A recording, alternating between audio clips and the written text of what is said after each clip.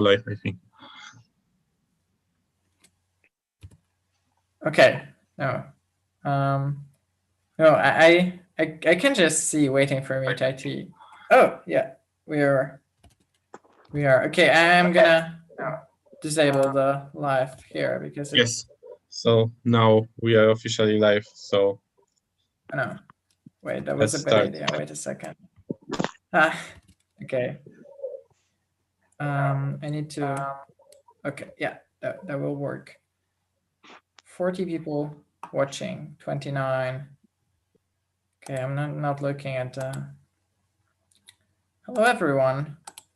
We are very happy to have you here. We don't know if this is working or not. This is an experiment, but we hope that it goes well.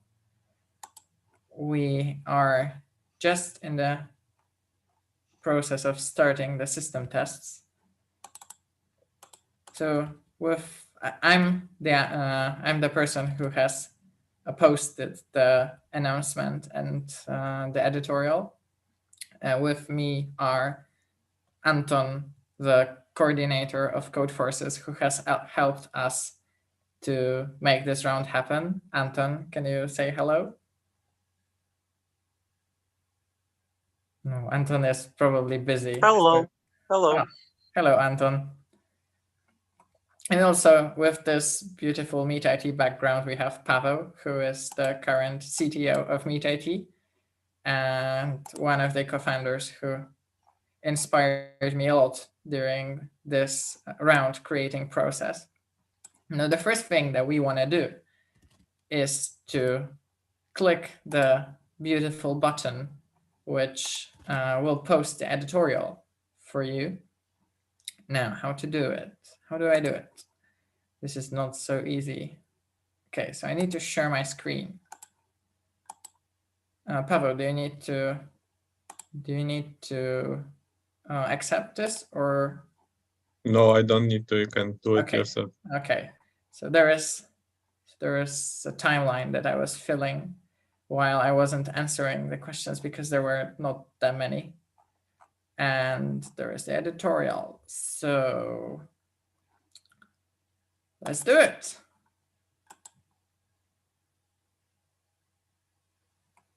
Woo. It went live. Cool. So yeah, so now they do it live. So I'm interested to see what's the favorite problem according to people. Yeah. What was people's favorite problem? Yeah, maybe someone can write in the comments. We are saying that div2c was their favorite one.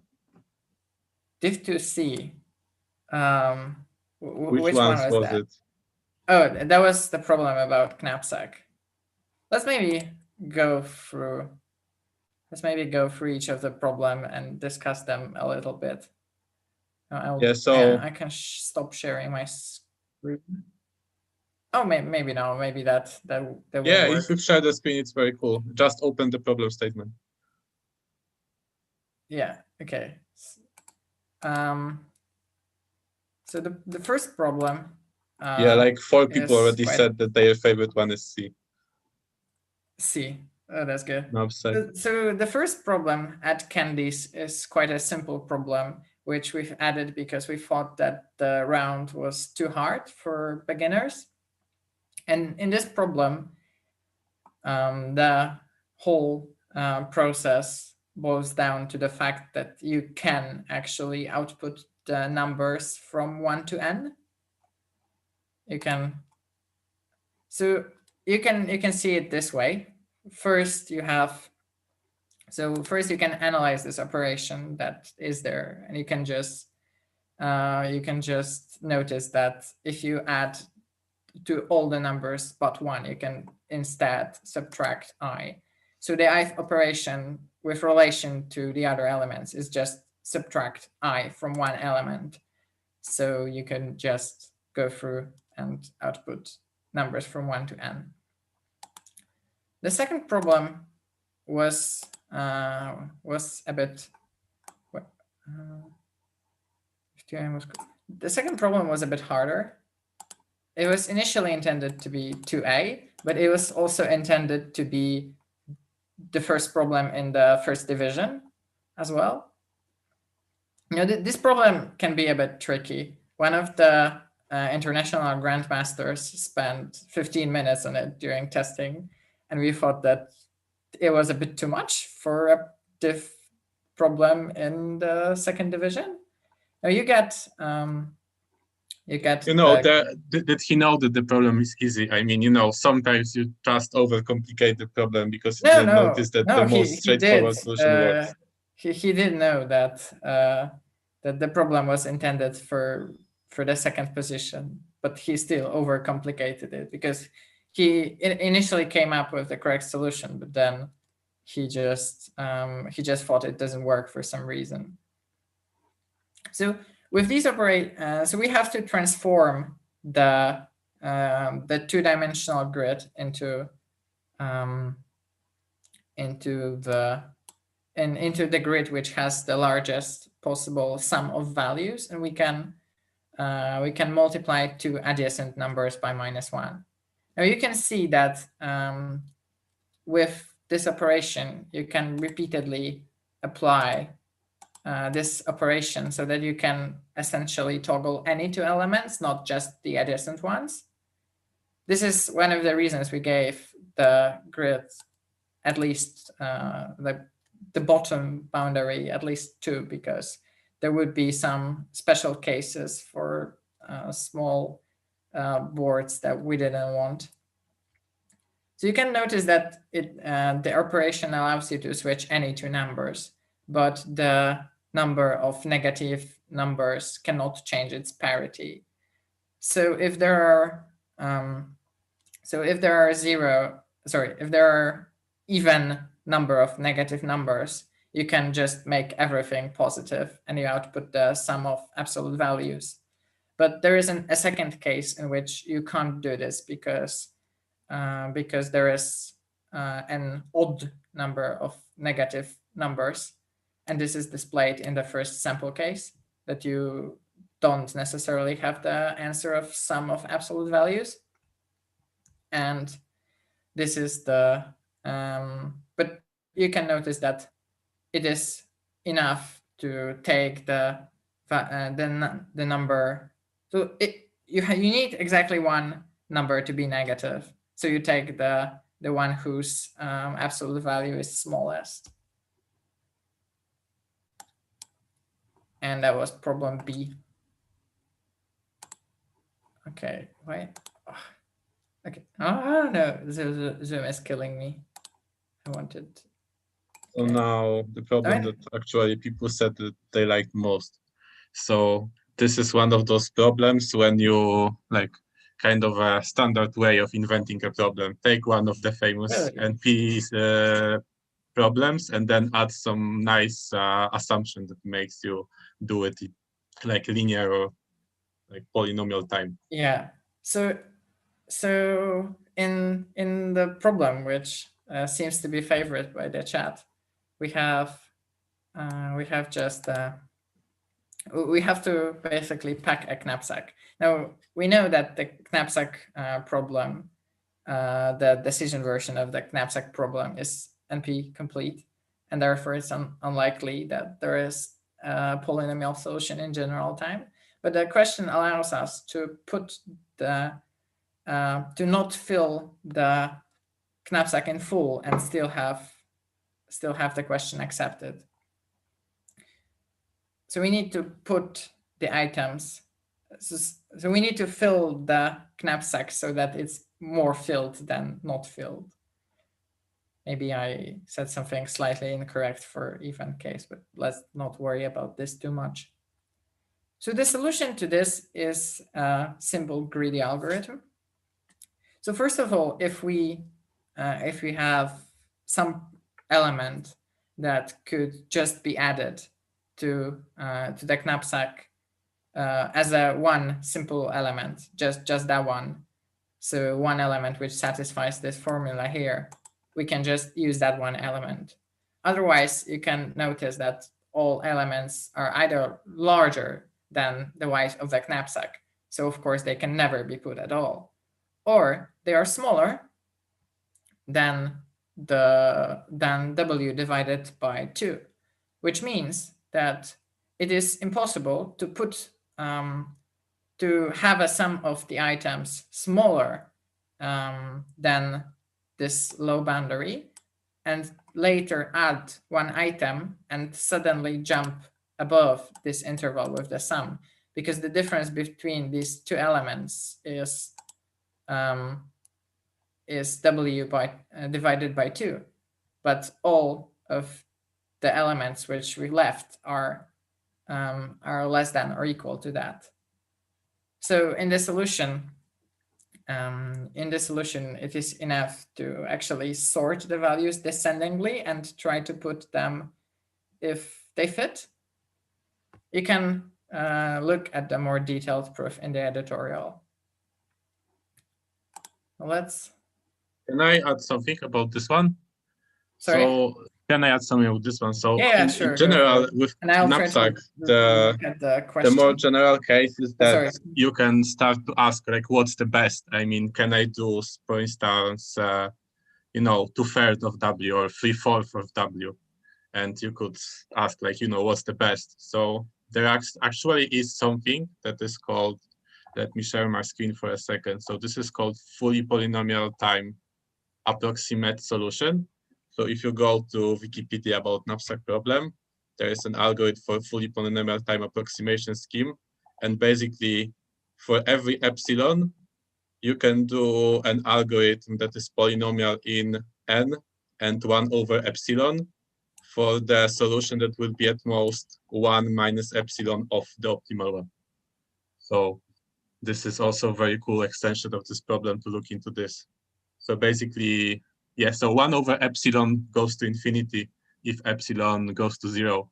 So this doesn't solve for the knapsack problem in polynomial time, but you can go as close as you wish with the polynomial time algorithm. So if you want to know more about this, go to Wikipedia and look at this part. Okay, I'm giving back the microphone to you. Let's take a look at how the system tests are going. What is it like in the second division right now? Oh, no, it's the first one. Whew, it looks like there are not so many fails. Yeah, someone managed to solve. What was the fastest to solve ABC? Was it 11 minutes?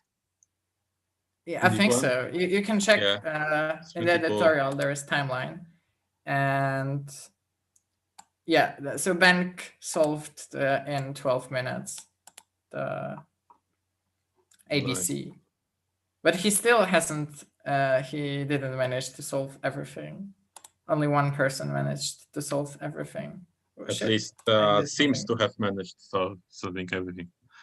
No, I think, like, I don't know if the solution passed the sys test because the sys test hasn't finished yet, but I think that he has definitely managed that. Let's go to talk about the problem catching cheaters. Now, this we weren't really sure whether the first division problems were hard enough without the previous problem, and we've only added or actually prepended problem C to the first division just to make it a bit easier. And it looks like some people spent an hour or more solving this. And it seems like a good decision that we've made to just add one easier problem to the first division. I don't know, maybe people will disagree with this. Yeah, but in this problem you get quite a standard setup, actually. It looks like a well-known DP problem, but for some reason it is still quite interesting. So Anton was initially very against this problem.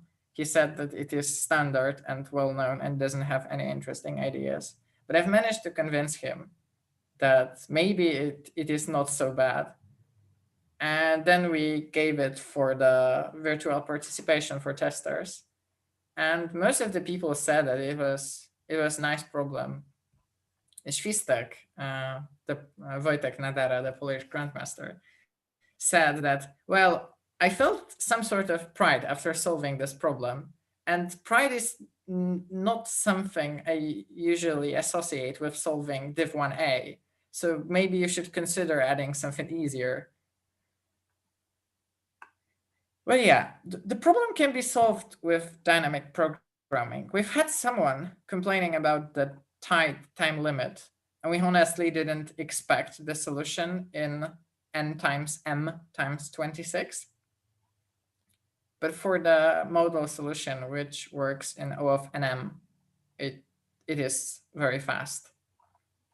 Now, I think that the best way to explain this task is actually to point people to the editorial, because as always in DP problems, there are some sneaky formulas that are difficult to get.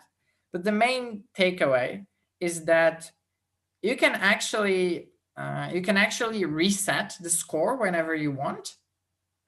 It's like if you have some substrings which have their similarity score worse than 0, you can think of the DP transitions as dropping one of the sequences. So you can, if you have a negative score at any time, then obviously it is not good. And if you drop the either of the sequences, then you might have a better solution.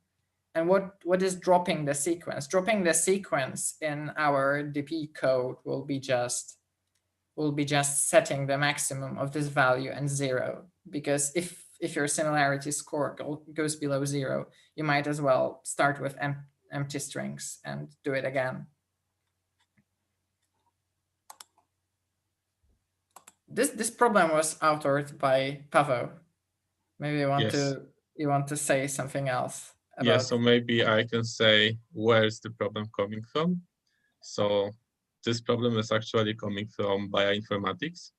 So basically the idea is that if you want to compare strings of amino acids or DNAs, you basically want to calculate the best matching strings into strings. And the idea is that people came with some very complicated matrices of scoring this. Like if you go a little bit into some research papers, there are like huge matrices with scoring for every pair of acids, like what's the most optimal way of scoring them, and then proving that this is the best way of comparing if two DNA's codes are similar or different.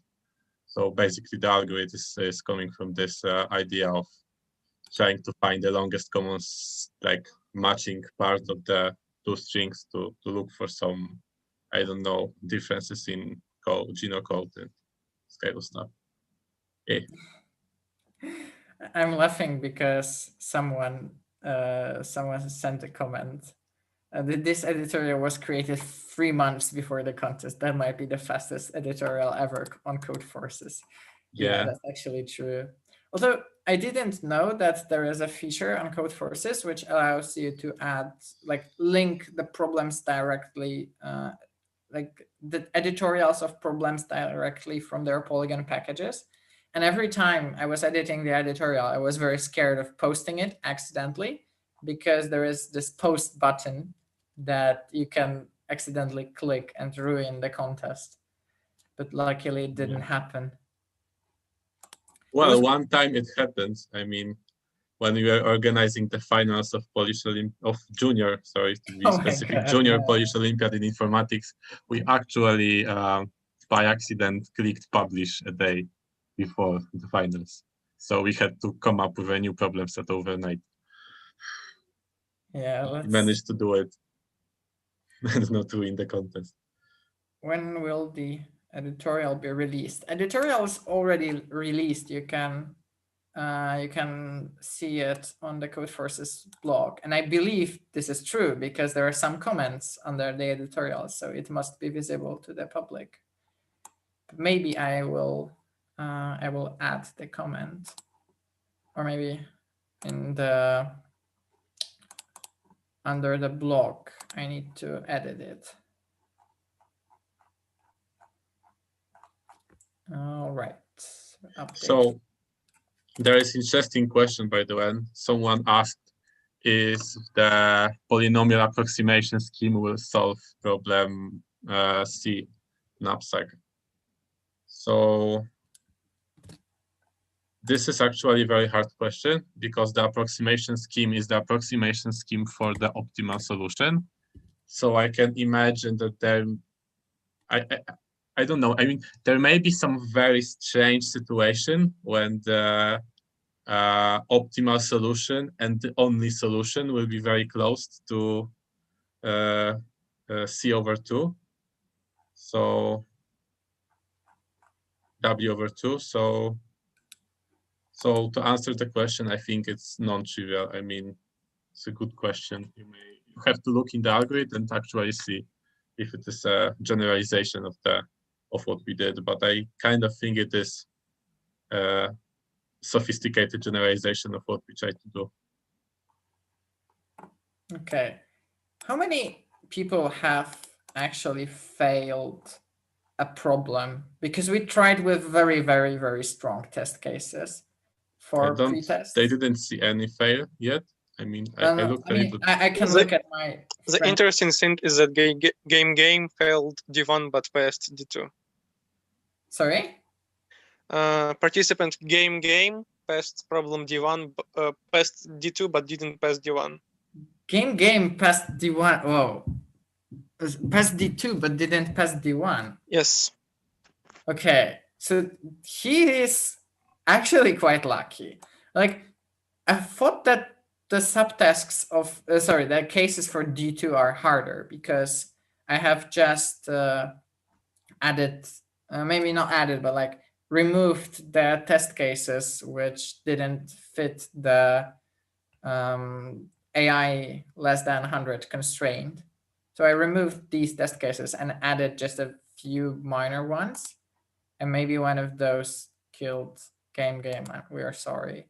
We really hope this is not going to happen. I remember in my previous round, like 4 years ago, at the beginning of 2017, when hacks were a thing in codeforces, and it wasn't obsolete to give an intentional uncovered case. One of my friends has failed 4 problems in that contest, but I only realized it a month ago, and I had to apologize for ruining the day for him. And we decided not to repeat this. All right, let's take a look at the next problem. Where is the editorial? No, I want editorial. Oh God, it's not draft. The editorial. Oh, I can't find it.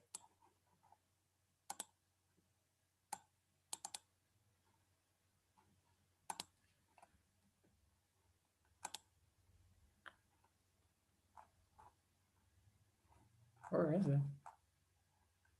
Okay, this one. All right, so let's go to the XOR tree.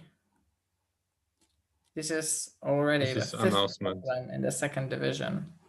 We were worried that these two, like cheaters and XOR tree, are quite similar in difficulty, but it turned out not to be true. What do we have in XOR tree? So the statement looks a bit complicated at the beginning, but there's one key observation that makes it doable. And as you can see in the editorial, there is this observation that, like, if you imagine, and using another word for this, you can imagine as putting these values in a trie tree. Editorial describes it a bit differently, but I will describe the alternative way to think about this. And whenever you have a branch in trie tree, all the values from the left will be paired with all the values from the left, like from the 0 branch, and all the values from the right will be paired with values from the right. So it's immediately obvious that if you have more than one element in both of these branches, then it won't work, because the elements from the left, no element from the left will be connected to no element from the right, and that will do. Otherwise, if you have one element, no more than one element, if in at least one of those branches, then the one element will be connected to something from the other part. So by induction, if you calculate the best result in one of the subtrees, in both of the subtrees, just with a recursive DP approach, then you can just look at the best way to form a tree in this subtree, and just add one to the result, because you can take no more than one element from the other subtree, unless there are no elements in which we have no decision at this branch at all, because the branch is actually just one node and something like node without one of the edges. I know that my descriptions can be a bit vague, but I hope that the editorial can explain it better if you got lost on something.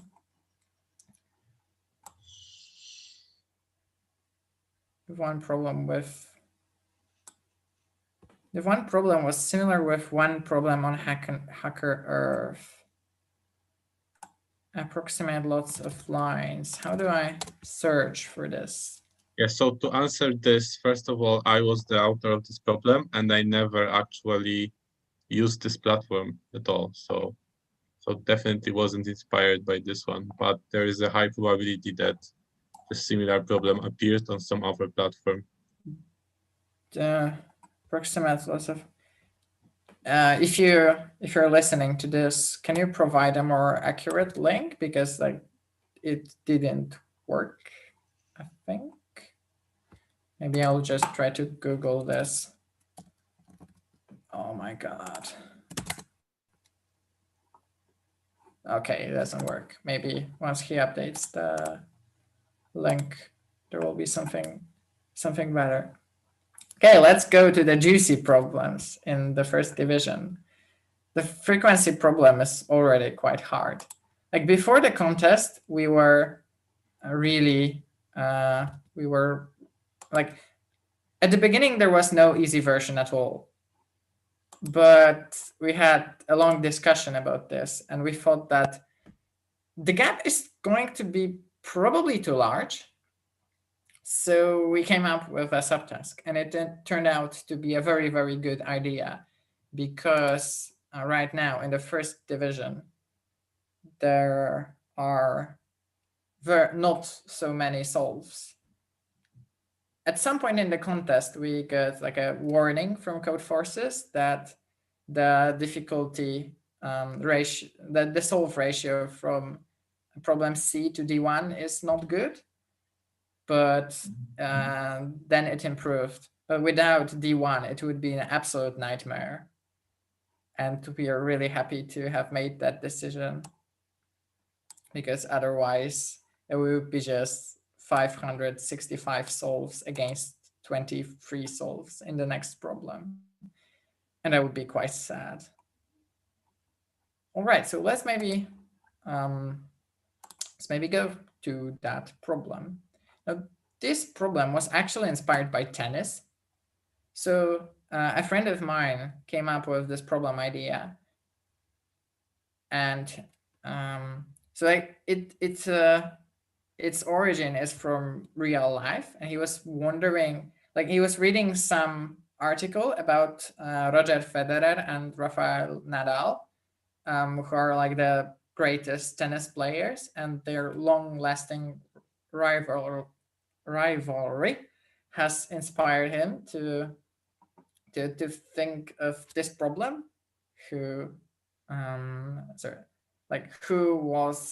What is the longest period of time where they were tied in their results? And this is how the idea for F emerged. This is one of my favorite problems in the round, because its statement is very, very simple.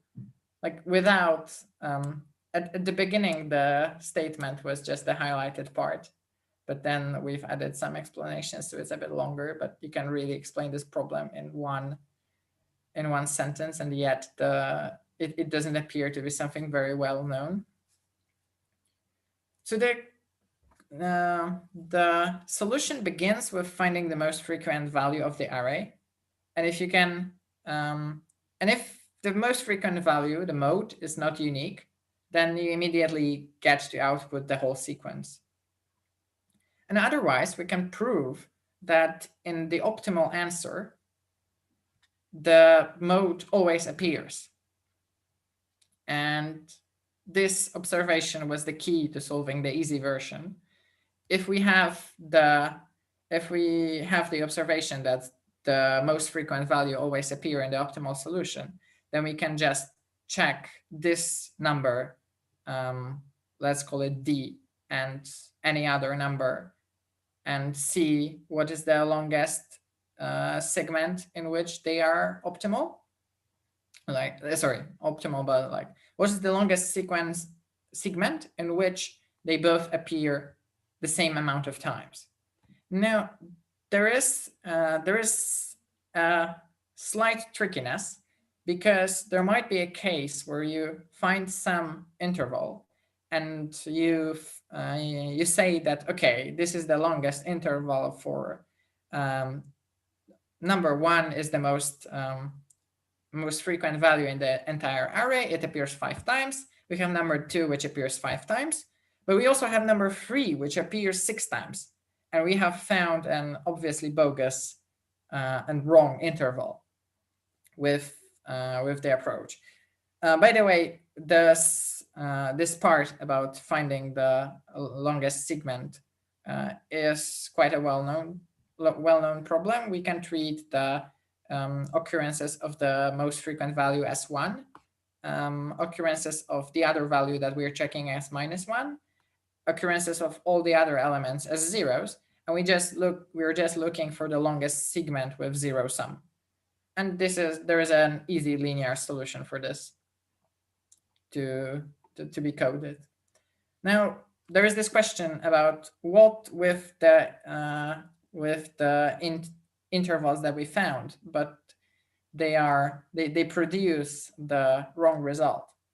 And the answer is actually nothing. We don't need to do anything, because there is the observation, which we can see in the editorial, but I've lost the editorial for some reason. Oh my God, not this, no. I need to search for the editorial again. I'm so bad. Here. There is this part. Why is that true? So there are two parts to it. First one, we never overestimate the result. So like, we can prove that if we found some segment to be the longest, then but yet there is some value which appears more frequent than the in that particular interval than D, than the most frequent value of the whole sequence, then you kind of keep you can keep expanding this interval so that the value of D reaches the other value which was appearing more frequently. So this is less than or equal to the true result that we are seeking. And also for the values of dv which form the optimal interval, we will find exactly the right value, because there is no way that some different value will be more frequent, because otherwise we would just be able to expand this interval further one by one and find the moment in which D is as frequent as the other value.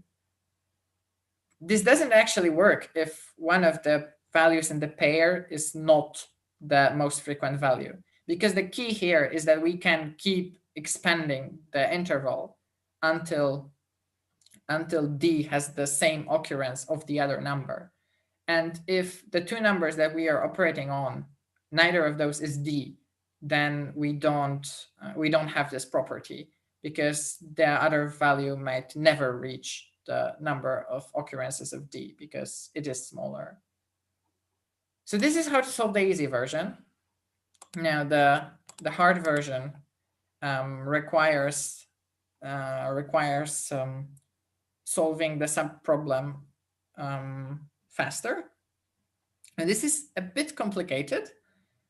And there is a beautiful n-log n solution found by Świstak and Anali, but it is rather painful to code. And the very, very fast solution, I mean, in these limits, it works just around 100 milliseconds or so, which uses SQRT decomposition. So essentially, you can, where is it? Yeah, so essentially, we are interested in solving the subproblem in complexity proportional to size of the element which appears less frequently. Because otherwise, if we have an dominant or mode that appears super frequently, and we take this value into complexity, for example, we make a plus b, where a is the number of occurrences of the first one and b the second one, then this won't work because the sum of occurrences of a is too large. So we need to remove it from the complexity. And for the frequent values, we can just brute force with the previous solution. So we already have D1 with or F1, depending on which is your division. We can use this V to so we can use the previous solution to brute force. And for the harder part, you can note that it is actually enough to take, if you have V occurrences of the smaller value, then for each value you can take V plus 1 neighboring elements and only consider those as for occurrences which could be which could form the optimal segment. So there is, depending on the approach you take, there is so you essentially need to decrease the amount of candidates that you're considering for a good interval. And you can either have V squared per number of occurrences of value V and get a runtime of n times square root, which is very, very fast in practice. But there is another solution which is slightly more complicated, and I hope that one of the testers will describe it below. Yeah, Świstak has already described it. Świstak Orz. Nice odd solution, or at least n log n.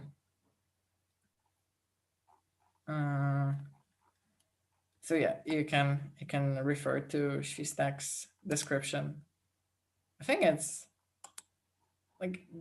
think that many testers said that the hardest part in this problem is actually about getting the observation about the dominance, and that you need to just reduce to this subproblem, and found the subproblem relatively easy.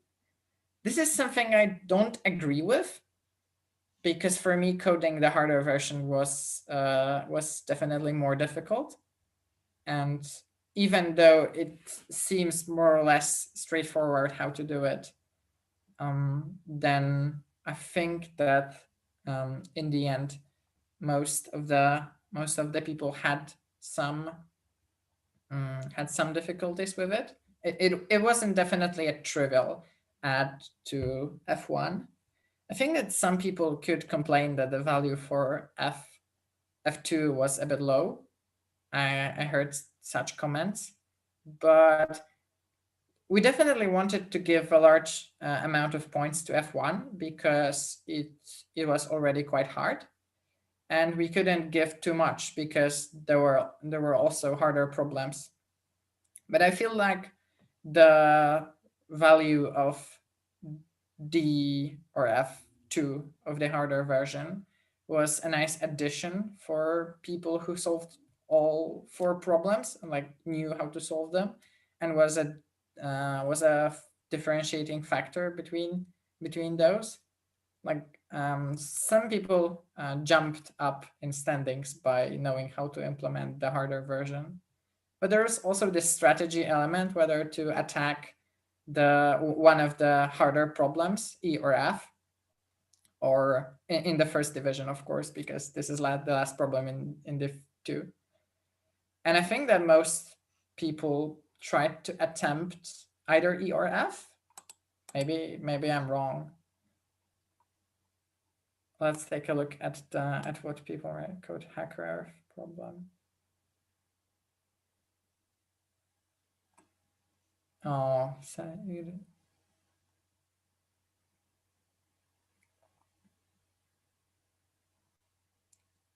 what was the inspiration for F? So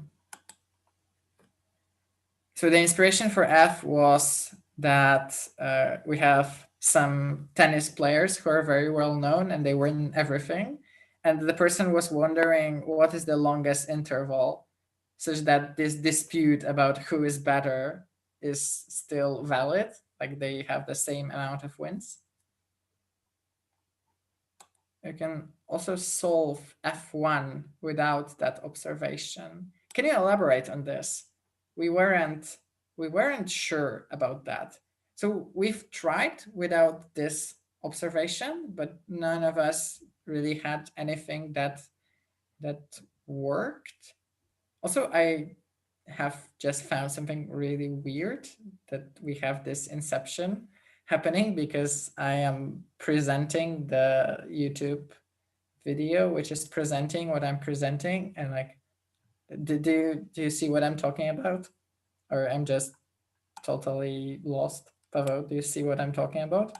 Yeah, there should be infinite inception of videos, but I think YouTube is smart enough to prevent it. No, like look at this. I think that the next the next like iterations of this are appearing. Initially there were 3 or something. Yeah, okay, let's go to the next problem. How about that? Let's end this.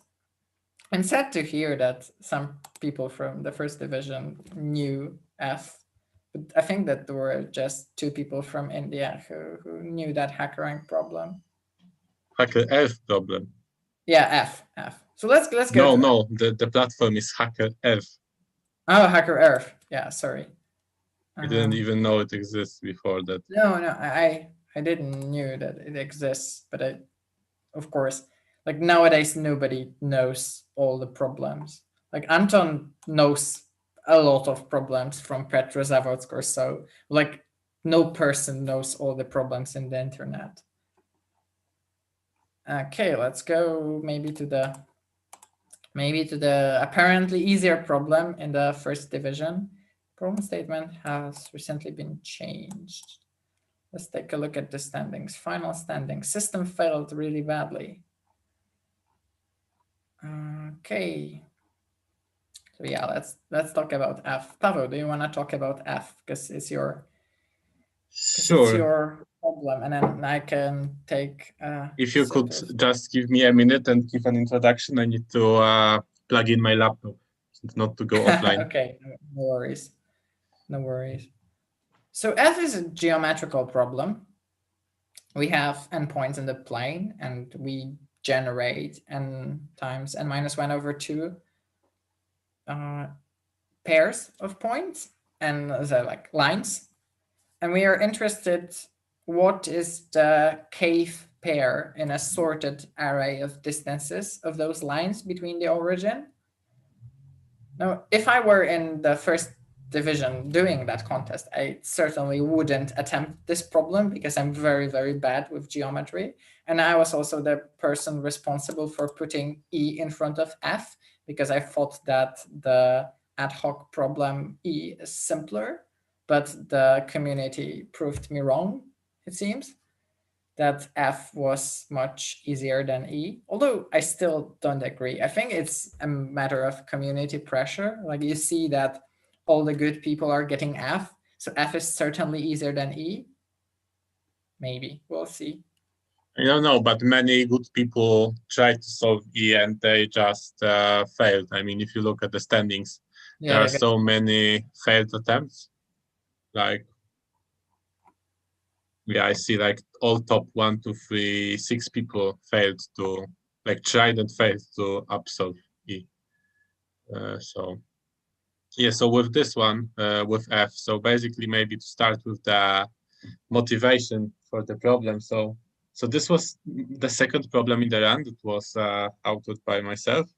So what I wanted to do is I wanted to create a geometry problem that requires you to prove some non-trivial lemma. I mean, I think I kind of failed to do this because the lemma was not really difficult to prove. At least all the people that were on top probably can prove it like in 1 minute without looking. But I will try hard in the future to find some very difficult to prove and notice lemma that makes you solve a geometry problem, but it's apparently quite hard to come up with such a property. Anyway, so the idea here is that so basically when I was creating the problem, I look at the definition of the inversion of the of a point in the circle. So can you, Kasper, show the picture from the tutorial? No, the picture from the tutorial. Yeah. Sure. Not this one. This one. There are some circles. You have this one. Oh yeah, do you have the other one? Because I haven't yet changed it to the older version. But do you have the access to the other one? Because the I can show you the 27th revision of the blog. Wait a second. Yes. Okay. Wow, 27th edition. Yeah, 27th revision is this one. Wow. And we don't want to revert to this, but we have this. I will post the the next one. This one? No, next picture. The next one. Not Lemma this one. 2. Yeah, basically, yeah. If you look at this one, basically, the red point is the inversion of the x, like the mathematical inversion. So this was basically the idea for the problem. So that I use the fact that how to construct mathematically inversion of a point to make a cool problem. So idea to solve the problem was basically there are like two approaches. One that you could draw a circle with a center in every point and then look at the second intersection of the circles. And the other one is that you could immediately draw the tangent to the circle.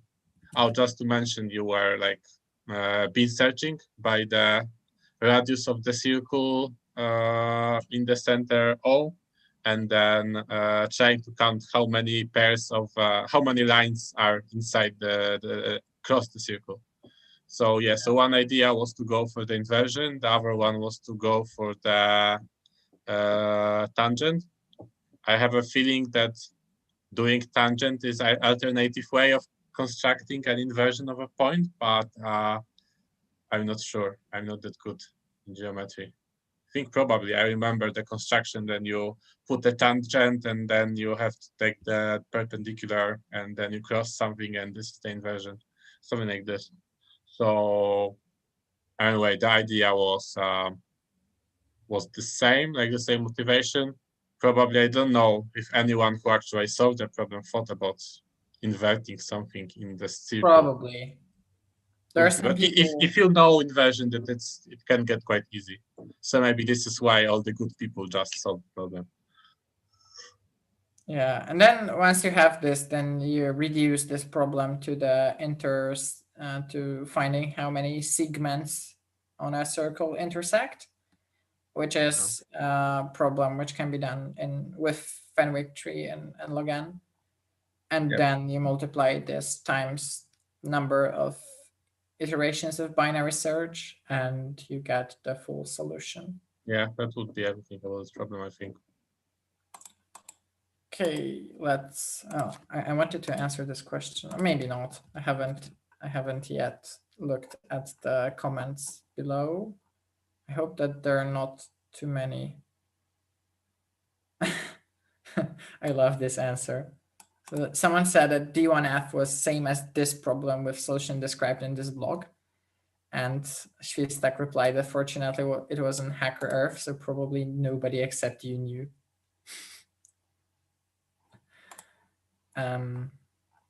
Okay, let's go to the last problem, which was the most challenging problem of the round and was only solved by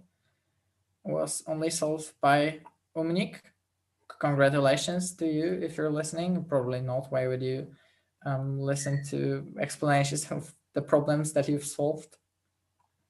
So long recovery was inspired by a really old problem from Polish Mathematical Olympiad, but it was still like a much different version from that problem. There are also similarities with this and Conway's Game of Life. We've altered the statement a bit because of that. So one of the testers misread this as an instance of Game of Life, that like all the cells change the state simultaneously, which was not what we wanted in the task. So the first observation about this process is that the modulo actually doesn't matter because the let's go to editorial, because the value is bounded by the number of the value is I'm in the revision, so it doesn't contain that problem. That makes sense. Yeah. So this value actually is bounded by the number of pairs of adjacent adjacent cells of different color. And you can see that whenever you do an operation on any cell, it makes the number of number of pairs of neighboring cells with different state decrease. And it's quite cool because now we know that first the process is never infinite, and we also don't need the modulo operation. One of the operations decreases p by 1, and the other one decreases by 3. So intuitively, we want to only take the operations that decrease p by 1 if we want to determine what is the longest possible recovery period. Because then if we could just use one operation, the cheap operation every time, then answer would be just number of pairs of neighboring cells with different state. Now, let's focus on the slightly easier part, which is when is the organism eventually recovered and when is it sick. So we can see that if there is a cycle of infected cells, then it is not possible to make any of those in the cycle healthy. So they will just not disappear forever, and we can safely output. Now, otherwise, so we want to know which of the cells can be eventually infected. Of course, we can do the first phase in which we infect all the cells possible. And if we get a graph that has a cycle, then it means that the answer for the particular test case is sick, because there is a way in which they can expand so that there is a cycle and the organism will not recover forever. So with a BFS-like approach, we compute the A bar set, which is a set of cells which can eventually be infected. And if there is a cycle in this set, we output sick. Otherwise, we work on the harder case of the problem, where we need to calculate how long does the how long does the process last? This is actually the part where most people failed. All right, so we want to determine the minimum possible number of operations used during the process of making all the cells healthy. And as I said, ideally we would just use cheap operations. So let's consider each component separately. We can see that we can just add the results. So let's assume that all the cells are connected. All the infected cells are connected. So we are actually talking about the components of a bar, which is like the connected components of the set of all infected cells. But we are going to be looking at them just together because we know that they can be infected. Okay, let's forget what I said. And so whenever we have a last cell in the component, this operation must be expensive, because if a last infected cell in the component disappears, it of course had 3 healthy neighbors. So this is one case where we definitely need to make an expensive operation. Now there is another case which we can think of, and it turns out that this case is the beginning. So it is possible that for a component, we get a case in which the entire component is totally wrong. I mean, every possible, so we have a grid-like pattern. Every neighboring, so every cell has exactly 3 neighbors of different color.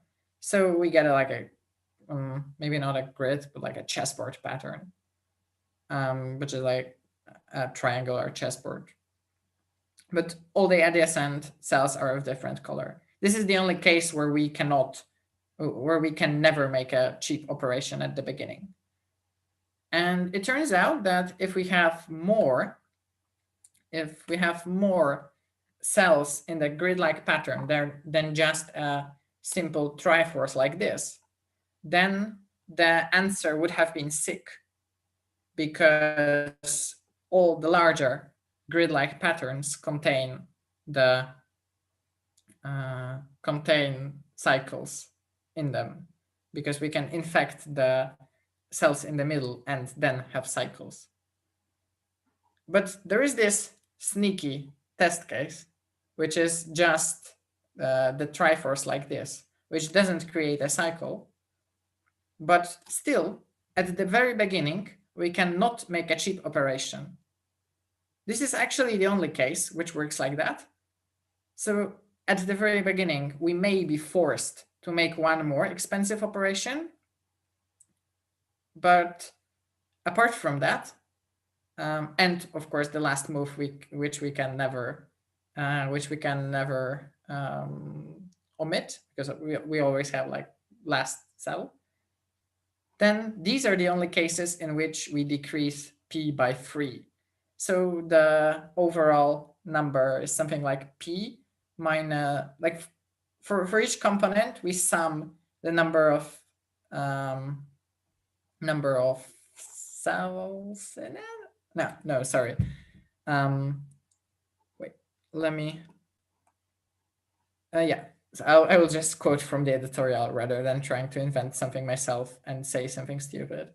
We can compute the number p of pairs of neighboring cells with different states. We subtract twice the number of connected components of A, and then subtract twice the number of connected components of A for which the corresponding cells in A are just 3 cells arranged in a triforce. But the triforce observation is not really necessary to solve the problem. You just need to check whether at the beginning in the component there is a setup which doesn't allow you to make the cheap operation. And there is a proof which is a bit complicated, and it has a few cases to prove that in fact we can always get away with doing the cheap operation if we are not in either of the cases excluded. So if it is not the last operation, or if it is not the very beginning with a triforce. Most people have failed because of the triforce case. I think they assumed that that it is always the case that we can make this that we can make a cheap operation if we are not in last step in this component, but that was not true. So that's why most of the people got wrong answer on this problem. I encourage you to look at the proof in more detail in order to understand how the model solution works. It is quite intuitive. The proof is just a bit technical, and it was difficult to get it right. And several people worked in it, and it was a nightmare to check whether it makes sense. And I hope that we haven't introduced any incorrect stuff. Anton, do we have you still? Anton died. That's not good. Let's look at the comment section. What do we have here?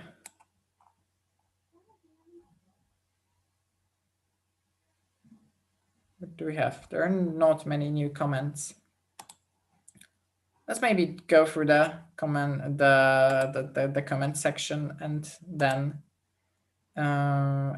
go to the Q&A mode, because I feel like there are many people who would desire our answers on their questions here, but they haven't received them yet because we are talking on the stream. Okay. Yeah, I tried to roughly answer all the questions meanwhile you were talking. Sorry? I tried to roughly answer the questions while you were talking, so Oh, all right. I think there are no more questions But for now. I wanna read them too.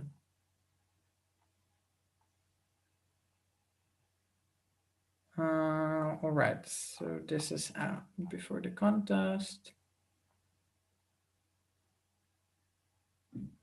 Oh, so someone said that the run had sexy as fact problems.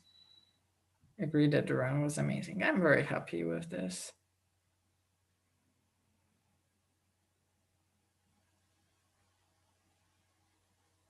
Is there any particular reason for putting 256 megabytes only in diff 1D?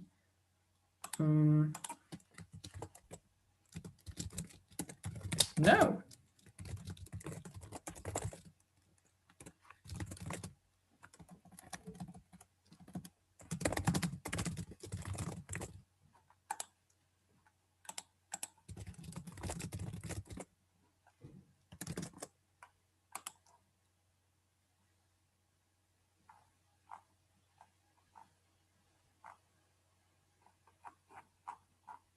Okay, so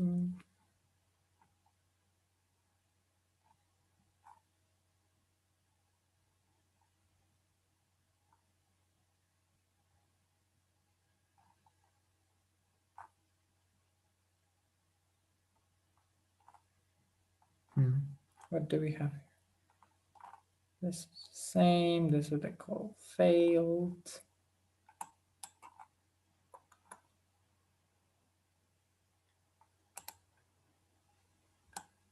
What is this? This is the link to Editorial.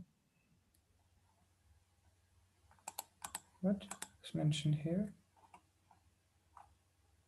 All contiguous, it doesn't make sense to me. We didn't check all the Google interview questions before making the run. Is there only the very nice questions? There is a surprising lack of answers from high-rated people. Like usually they're complaining, or maybe they are all debugging their problem E. Maybe. Okay, so people are tagging me, so I think that maybe we should We should pay attention to this more rather Yeah, than. yeah. I think that Well, did it cut me or you?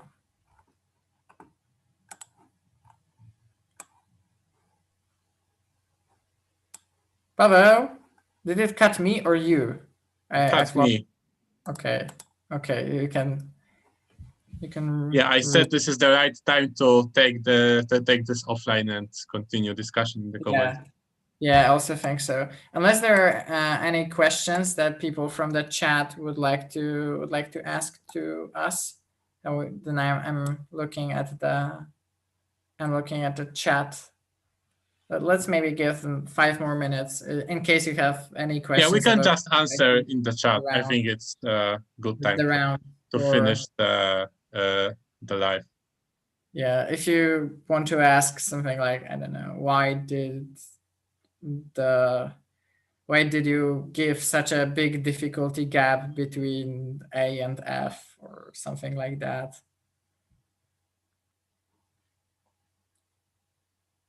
There's surprisingly a small amount of comments. Like sometimes there are many more comments in the under the editorial or the announcement, and we don't really know why they're like that. Maybe I don't know. Like if there are issues, people are always saying something about the issues, and if there aren't, they are happy. I don't know. I'm curious to know people's opinion about the round. Yeah, I think there are a few comments saying that the round was very good.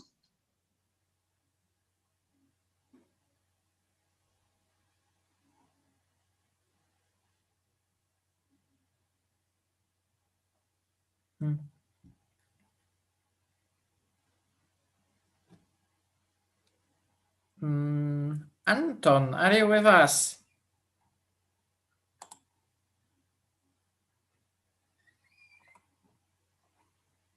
I think Anton is gone.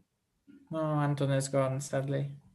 Yeah, so if there are no more questions, I think we'll just go offline. Thank you So thank you, everyone. Thank you, everyone. Bye.